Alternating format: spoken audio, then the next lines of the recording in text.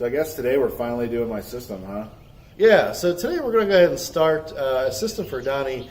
It's going to be a fairly simple install, but Donnie hasn't done an install himself yet, and so we talk about installing stuff in people's vehicles all the time. I hope to learn a lot. Because this essentially, we make awesome products, amplifiers, subwoofers, speakers, but Donnie hasn't actually put them in the vehicle yet.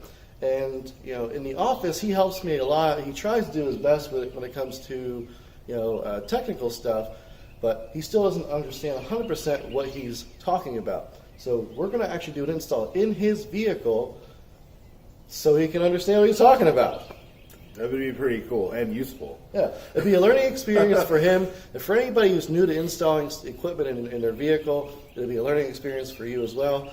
This isn't going to be an intricate install. It's fairly simple, but for the most part, it's going to show you all of the basics on how to do your system properly. So we're going to go ahead and do that now. We've got a 2007 Pontiac G5.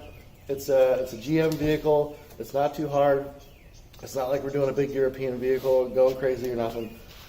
We've already got the door speakers actually installed in this vehicle. We did that last year. But we'll go ahead and show those to you anyway. Those are the SA 5.25s. Coaxials are in his front doors. In the rears, we're going to go ahead and put our new SA 6x9 version 2s.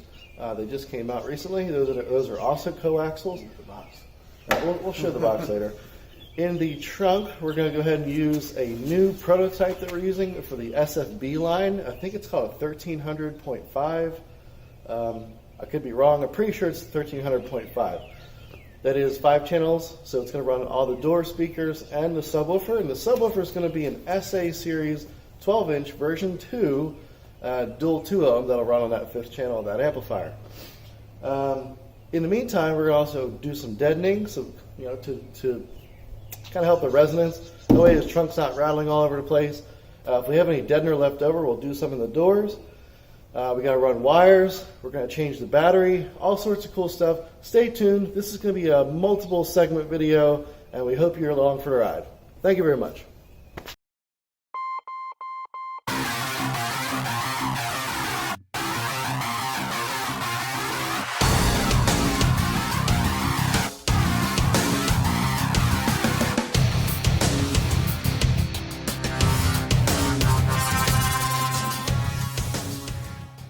All right, so the 2007 Pontiac G5, it has the standard dash kit you would use for a double din stereo in a GM vehicle. And since he doesn't have OnStar, we're just going to use this module here. This retains the factory door chime sounds and any type of noises that the vehicle makes in the interior. It still allows you to install a radio in the system. This particular model is from Pack Audio. It is the C2R GM11B. For folks that are following along actually doing an install on this particular vehicle, do not get this harness. We realized it really needs the C2R GM11. There's no B at the end. When we ordered it, for some reason I was thinking he had a 2006 model, and for some reason I thought he had a G6 and not a G5. Well, the G5 2007 model needs the model number without the B at the end of it. So it actually took us another week or so to get the right harness. So, our mistake. And we're going to pair it with this guy right here. This is the Pioneer AFH-S700BS. I can't seem to get it out of my mouth the correct way, but just remember bullshit. Yeah, bullshit. So it's a double din unit. It's not a touchscreen model. He didn't want all that fancy equipment in his vehicle. Still have CDs. It still has the ability to play CDs, and it's Bluetooth capable. And on the back of it, we have the 3 RCA outputs, so we can use our 5-channel amplifier that we're going to hook up to it later. So let's go ahead and get this bad boy installed. First, we have to go ahead and wire the wiring harness. Let's go do that. The first thing we're going to do is we're going to go ahead and wire the head unit in. Donnie has never wired a head unit before, and nope. He always hears me talking about these things, and he hears me do, talk to our customers how to do tech things. But we don't do a whole lot of head unit wiring, and we want to at least show that part to him first. So what we're going to do is I'm going to take lead. I'm going to actually start wiring it up, and then I'm going to have him watch, and I'm going to have him try to finish it up for me. So let's go ahead and look at the tools that we need and the parts that we're going to use. Alright, so these are the tools that I personally like to use. Now a lot of installers are different. They don't have to use the same tools I'm going to use, but I like these particular wire strippers. Now a lot of these wires, see this one doesn't, but some of the wires come pre-stripped, but usually they're not stripped long enough. And then these are the ones I like to use. This is the wiring harness that came with the radio. In order to get this to work in his vehicle, we have to use this particular device. So it comes with the device itself and the wiring harness, so we don't need that. We'll put that over there. So this particular part right here is what connects to the vehicle wiring, and this right here is what will attach to these wires for the radio. Oh, here it is. So, this piece right here connects here, goes into the harness, that goes to the main, the vehicle's harness. Okay. And this right here plugs into the stereo. We're using the heat shrink. Yep, so what we're going to do is we're going to use this heat shrink. This is Sundown heat shrink. We do not sell this particular size. However, we have some. But if you guys want a heat shrink, we got from 12 gauge up to 0 gauge. Then we have the remote wire that came out of our amp kit, our 0 gauge amp kit, and I'm going to wire this in too. This goes to this blue wire right here. Might as well just wire it all up in one shot, so when we get it in the vehicle, we can make it work. So we also have zip ties to clean everything up, and we're going to solder our joints today. We're going to use this little special soldering iron that I've had for many years. This uses graphite tips, and it is cold until you press the button, and then it gets really hot as long as there's a connection for it to touch. So at this point, I'm essentially just teaching Donnie how to wire these wires up. Now, generally speaking, both of these harnesses, the one for the radio and the one for the vehicle, use standard wire colors, the industry standards essentially. So your purples, your purple, gray, green, white, those are all just speaker colors essentially. Those go to the speakers. Your red is your switch power, yellow is your battery. Your blue wire, now that's important because there's a blue wire that comes off the radio and a blue wire that comes off the harness, and then we also have a remote wire that comes with our wiring harness, or I'm sorry, our 0 gauge wiring kit. You want to wire all three of those together. So we went ahead and did that here. Everything is soldered. Everything looks good. Oh, by the way, black wire, obviously that's your ground, and orange wire in this case is illumination. So basically just teaching Donnie the standards. If you look at both the manuals that come with the harness and the radio itself, they both have clear-cut instructions on how to do the wiring. They give you coloring, what your colors are, but essentially if you've done this once, you've done it enough times. It's really easy. The colors all go together, nothing to even think about. Now here you can see Donnie gets his hands dirty too. This is his first time ever soldering two joints together just like this. He's got a little bit of experience soldering joints for subwoofer building, but not so much this, so he didn't do too bad. He wasn't super comfortable with every part of it, but for the most part, for his first time ever doing it, he didn't do too bad. The other thing we need to mention is before you solder, you need to put your heat shrink on the wiring first, because you're going to you got to run the heat shrink all the way down to the bottom of the wire. That way it doesn't get hot when you're soldering. We're going to use a splice, it's a very common splice. It's called a Western Union splice. Correct me if I'm wrong. I believe it was used back when they were doing telephone poles way back in the late 1800s, early 1900s, from East Coast to West Coast. But anyway, and this isn't a history class. It's really easy. You just twist both wires together in a straight line, and then you're going to solder that. Once it's cooled down, you then are going to run your heat shrink up to the center, make sure you're covering, your solder joints, and then you're going to use it's heat shrink. So you're going to use a heat gun. You also use a lighter, but we suggest just using a heat gun.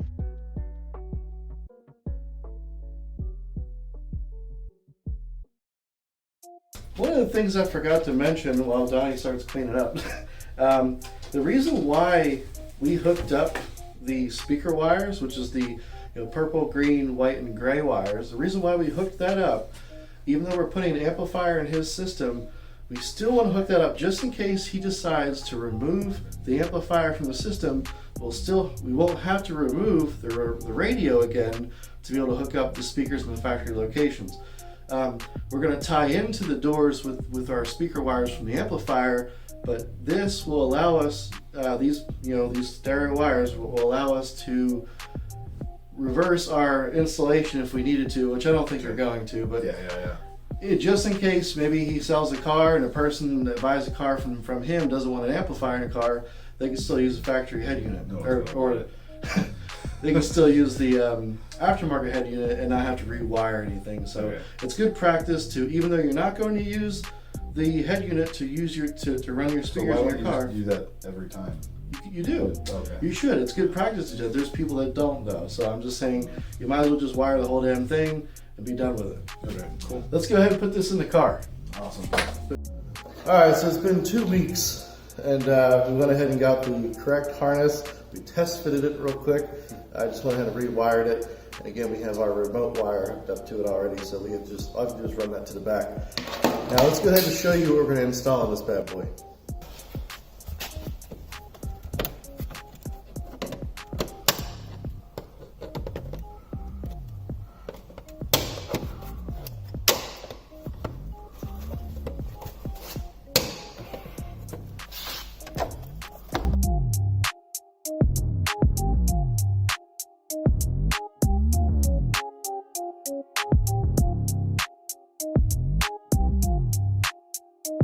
So look, see I pull this down, I'm going to pinch it, it comes right out like that. Oh, cool.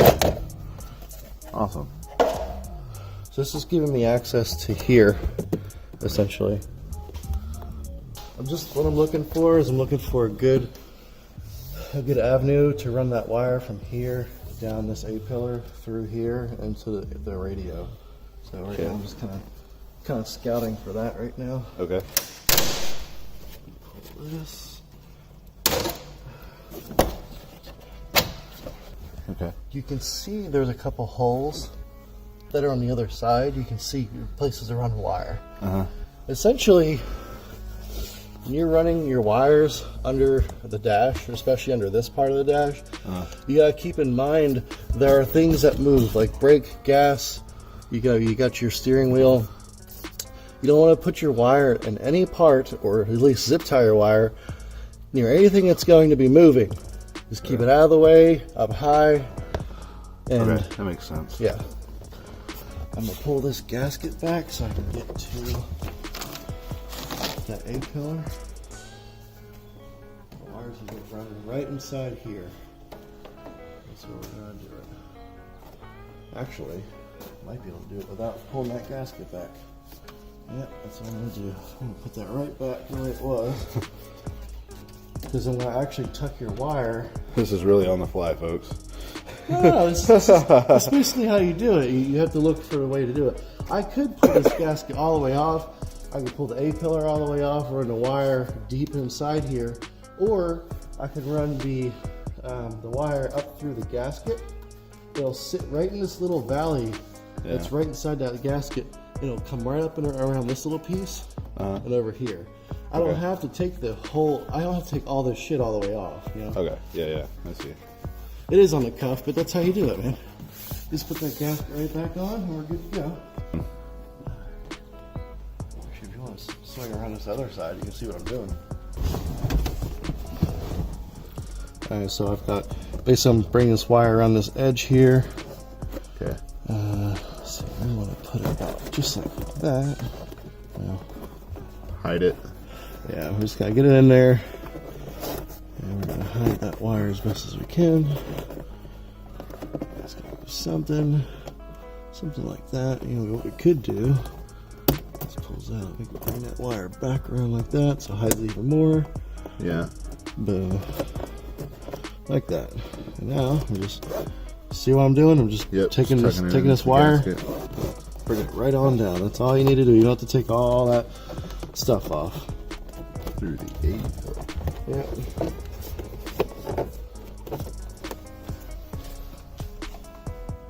And this, we just have to be mindful of where we're going to put this wire. So this, I'm literally going to just kind of bring it in right around here.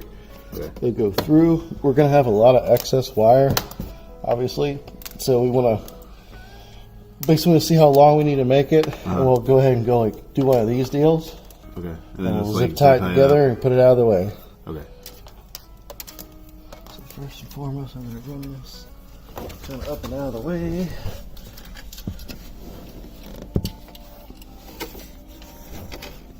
Not hard to get a good angle. For you, it's going to be hard. Don't worry about that so much. You see what I'm doing? I'm just kind of pulling it through. Yeah. The holes are the triangular.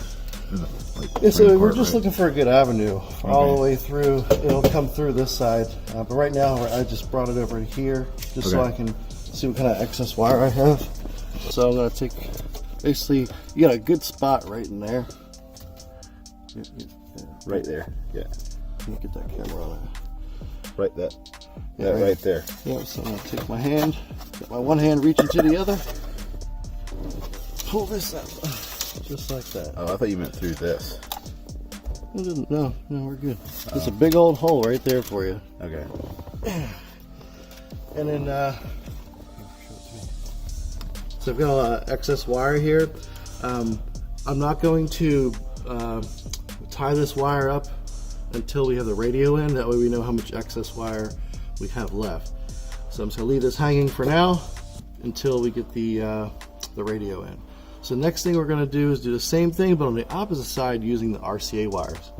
We took the glove box out. That way we can kind of see a little better where we wanted to run the wires for the RCAs, or for basically a good avenue to run the RCAs.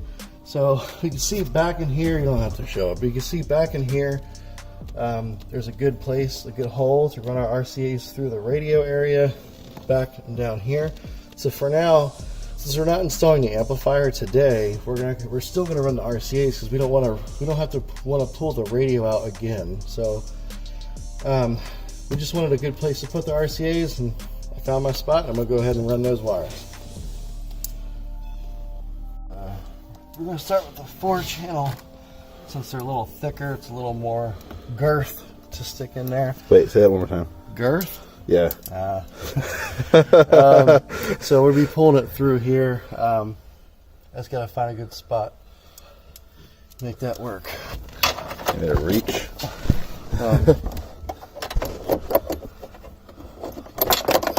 Perfect. Not hard to see anything. Yeah, it is hard to see. I can sort of see it being birthed.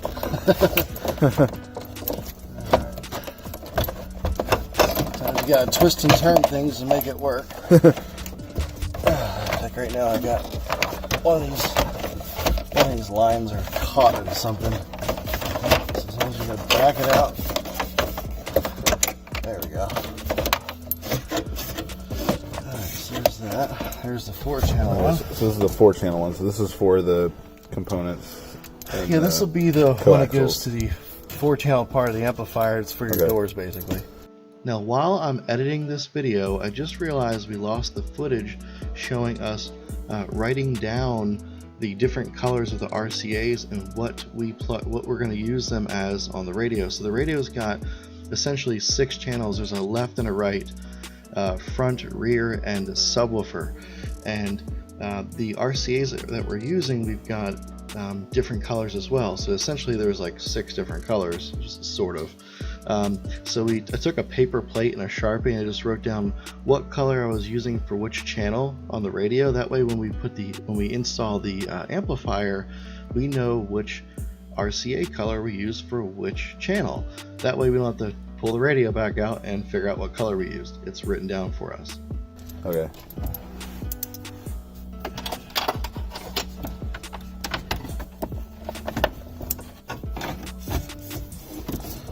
You just want to give yourself enough slack, that way you can play with it. Yeah. So while we're here, I'm going to go ahead and plug the harness in. And we have to remember that harness. I'm actually going to run this remote wire. And that needs to run back to the amp. Yeah, so that's going to go, just a rule of thumb, anything that's DC power or 12 volts or whatever, you do not want to run alongside your RCAs. Okay. So even though the remote wire is a low amperage, it's still considered DC voltage. Okay. And you don't want to run along with a signal wire because it could cause interference. So we're going to run the remote wire on the other side of the vehicle. Okay. So the RCA. So we run it the same place with the microphone so we run? Yeah. With that? Yeah, well, it's on that side. It's going to go back towards the back of the vehicle. Now the RCAs are going to run on the passenger side, and we're going to run the remote wire on the driver's side. Okay. So I'm going to go ahead and plug these in. We did make sure they fit before we did anything else. Alright, so here's your factory harness. Yep. Using this guy right here. Look at that. It's a miracle. Yeah. And then boom, like that. Oh yeah. So take that twisty off. This guy right here, I'm just going to zip tie this probably like that on the harness.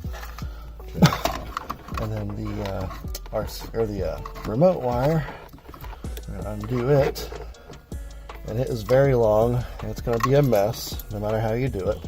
So I'm going to go ahead and just put this through, there, just like that, and we'll just let that hang until we run it on a different day. So, well, I got to zip tie it out of the way first. Yeah, I was going to say my feet are going to get all tangled in that. Same thing with the RCAs. I'm going to zip tie these. Just kind of put them out of the way. That way they're not in anybody's way. Yeah. And then the only thing we have left is the antenna adapter. So we're going to take the antenna. And it just plugs right in. But wait, Brian. Aren't you going to show the part where you guys take the dash apart and Donnie learns how to undo the dash and take the radio out and all that good stuff? Yeah, well, sometimes when you transfer files from one item to the other, you accidentally delete things. So I lost that footage. Let's go show you what we did. So honestly, it was a really easy removal of the dash. There really wasn't much to it. So what we did here was we had to pop this part out here just a little bit, and then this trim piece comes off. And we popped out this little guy, and then that trim piece comes off, and then the whole bezel around the radio just pops out. And it's I think it's 4 7mm screws, and the radio comes out. So it really wasn't that hard. It was just me showing Donnie how to do it. There wasn't much to it. You just use a panel popper to get these off, a plastic one, so you don't scrape up the the plastic that's on here. And that was it. There wasn't much to it, but I lost that footage. But anyway, it wasn't that hard. Thankfully, we if it was an intricate one, sorry folks, that would have been a mess. But nothing to this one. Let's get back to it. Okay, so now we're gonna go ahead and pop this bad boy in. Now remember what we wrote down here. We have to make sure we coordinate the colors of these wires with the RCAs that are on the back of the radio. So the rear is blue and red. Yep. And top's rear. You can just barely see it. Yeah, we've got rear, right, left, front, right, left, subwoofer. Subwoofer doesn't matter, it's mono. Doesn't matter which one you plug in, but we're still going to plug it in, right, left, obviously. Right, so blue. So here's your RCAs, Donnie. Remember these are the Sundown RCAs. They fit super snug. So let's start with we have the rear. So go with the rear. Front, blue. All right, the left one is blue.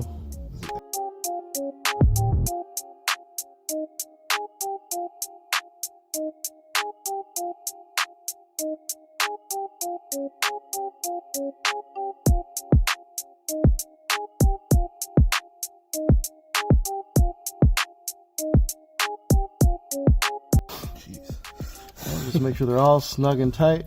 Oh, they're tight. Toit. All right, Like a tiger. and we're gonna keep this for when we do the amplifier. That way we know which ones are going where. So we'll put that up there. And then here's the microphone. Yeah, I figured it was one of these. You told me just whichever one it fits. Yeah. So it should say it on the back of the radio, but it's sometimes there. There we go. Perfect. So we're good. And then this guy with the harness goes right here. Yep. And then we're gonna plug in our antenna adapter right here. Perfect. All right, perfect. Now we're gonna go ahead and slide this bad boy in. Now we want to push all that up in there, and I'm going to, while you're doing that, Okay. I'm gonna pull on these wires to release some slack. That's good. All right. So you're gonna push that. I'm gonna pull on these.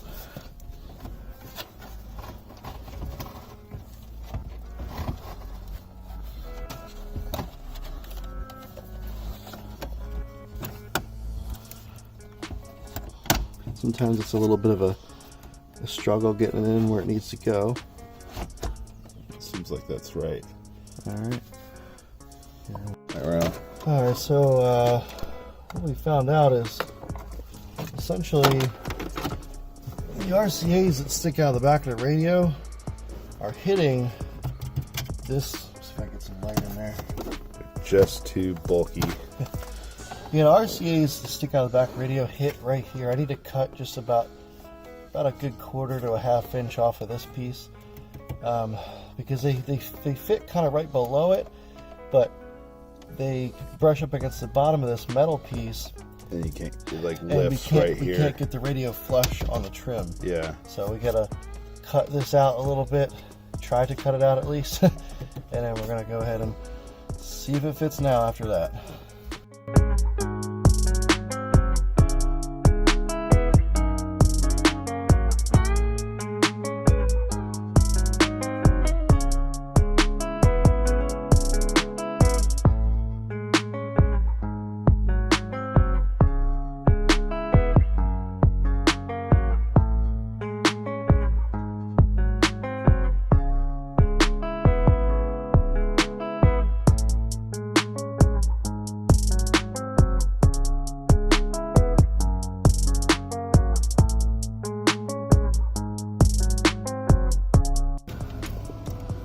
Here's like a little metal burr I wanted to take off.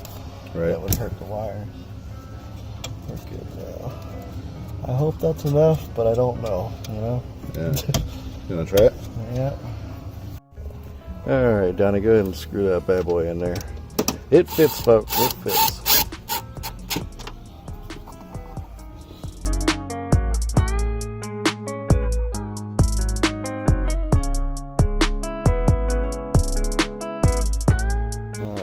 Let's go ahead and turn the key and make sure the radio turns on before we go any further.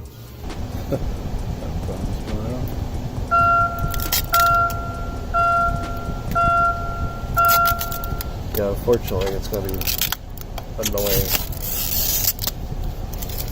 There we go. Radio's in. Now we just have to set it up and make sure everything works right. Alright, so the radio is installed. We're going to go ahead and I gotta move these wires out of the way and get them, you know, so they're not in the way of everybody's feet. And we gotta do the same thing with the wires underneath the dash there. Put all the pieces back together and the radio is good to go. We just tested everything. Unfortunately, due to copyright laws, I can't play any music for you guys that would, you know, that Donnie would be listening to at least. So we're gonna go ahead and get all the trim back together. And then the next video will be us putting Deadner in the car. Alright, so we went ahead and we got all the trim pieces back in. We did these trim pieces, the radio's in. The RCAs are tucked up over there, just under the floor mat. That way they're out of the way. And I went ahead and I got all the wires down in here all zip tied up and nice. And this guy right here is just dangling there because again, when we go to hook up the amplifier, we got to run these wires. It's so much easier just to have things tucked out of the way and ready to go for when, that way we have to pull the radio out again. And again, all these wires are all tucked up and nice. And there's the microphone right there. Donnie. Yes. How do you feel about the I'm first time you've ever put a radio in? Super excited and super educated. Super educated. Super educated. Folks, that means that I did my job. Look at that. All right, so this is the end of the first video. We've got the radio in Donnie's car. It sounds good. He loves it. The next step we're going to do is we're going to go ahead and do the deadener in the vehicle. That'll be the next video. Now we're in here just listening to the radio and making sure everything sounds good, setting it up. And we want to give a big shout out to Ben from Extraordinary Audio in Winston-Salem, North Carolina. Thanks, Ben. He's the one who set us up with the radio and the install kit and everything. It was my fault that we ordered the wrong install kit to begin with. So, anyway, big shout out to him. If you're in North Carolina, in the Greensboro, Winston-Salem area, you have to go check his shop out. Thank you very much. Don't forget to like and subscribe. And if you have any questions, or if you've ever done a vehicle like this, put a comment down below and let us know what you think.